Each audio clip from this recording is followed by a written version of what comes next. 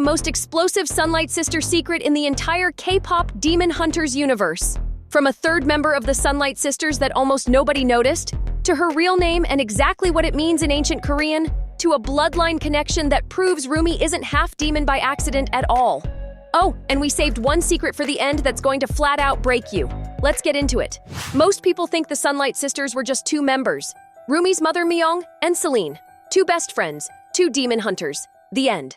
But pause on any flashback that shows the original Sunlight Sisters together. Look at the negative space between Miong and Seline. There's a gap where a third person should be, always. Now look at the very first generation of hunters established in the lore. 3 girls, 3 weapons, 3 against the demon world, every generation. Without exception. So why would Miong and Seline be the only 2-member generation in the entire history of demon hunting? They weren't. There was a third Sunlight Sister, and the creators erased her from every frame on purpose. Her name is Sola, written as Sola in Korean. And the meaning is the kind of detail you can't make up. So means sky. La comes from an older word that meant conch shell, the one that hears sound from impossibly far away. Together, Sola means the one who hears the sky, the one who hears what nobody else can. Now think about what that means in this universe. The Sunlight Sisters were a barrier against demons.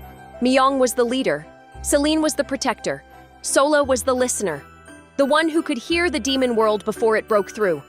The early warning, the reason the first Hanmoon held for so long. She wasn't a backup, she was the ear pressed to the door. And the moment she stopped listening, the door cracked open. So what happened to her? Standard story is that Miong died and the Sunlight Sisters broke. But that's only half of it. Look at when the demon attacks started getting worse. It wasn't right after Miong died, it was years later.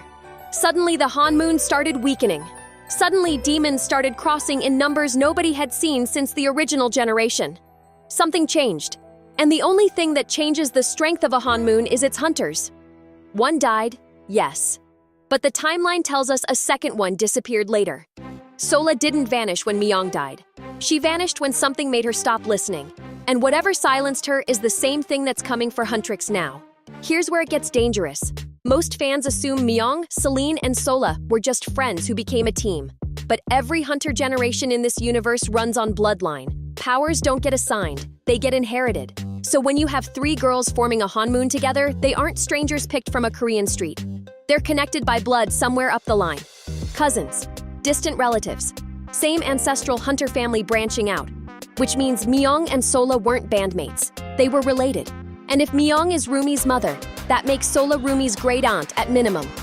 Possibly closer, the kind of blood you can't escape. The kind that follows you into the next generation. Here's the part nobody is ready for. Roomy is half demon. That's confirmed. But everyone assumes that came from Miong loving the wrong man. The demon who fathered Roomy. Except Miong married a demon. That's a choice. That's a tragedy. That's not how royal bloodlines work in Korean mythology. In this universe, demon power travels through generations. It hides, it waits, it surfaces. So Roomy's demon side didn't start with one demon her mother loved. It started earlier, generations earlier, with a Sunlight Sister who didn't fall in love with a demon, who married into the demon line on purpose, to listen, to watch, to bring back intel. Sola married into Guima's family, by design.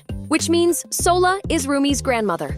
On the demon side, the bridge that connects Roomy to Guima's bloodline isn't some random demon man. It's a Sunlight Sister who chose to walk into the dark on purpose. Picture what that costs. You're one of the 3 barriers protecting humanity. You can hear what the demon world is doing from miles away. And you make a choice. You marry into the enemy family. You give them a child. You let your bloodline tangle with the worst thing in the universe. Why? Because someone had to. Because the Hanmoon was already failing. Because intel from inside was worth more than another generation of guessing. She traded everything to give the next Sunlight Sister a chance to win.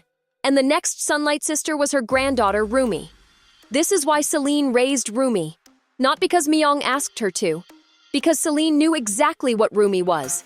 Half hunter, half demon, granddaughter of a Sunlight Sister who sacrificed everything to plant a weapon inside Guima's family. Seline didn't take in an orphan. She protected a mission. Every braid Seline gave Roomy, the same way she once braided Miong's hair, wasn't just love. It was preparation. She was raising the girl her best friend Sola designed.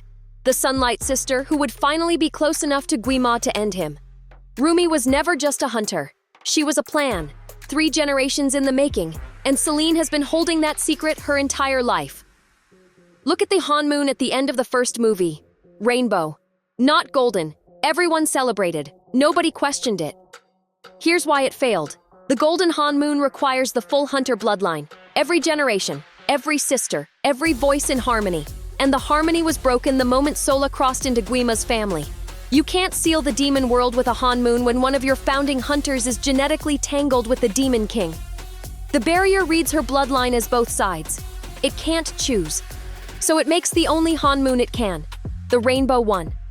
Temporary, incomplete. The golden Hanmoon needs Sola back, or it needs Roomy to choose which half of herself dies. Sola never died. That's the part nobody is saying out loud. She vanished from the Sunlight Sisters because the mission required her to go invisible. Live inside Guima's world. Listen, wait.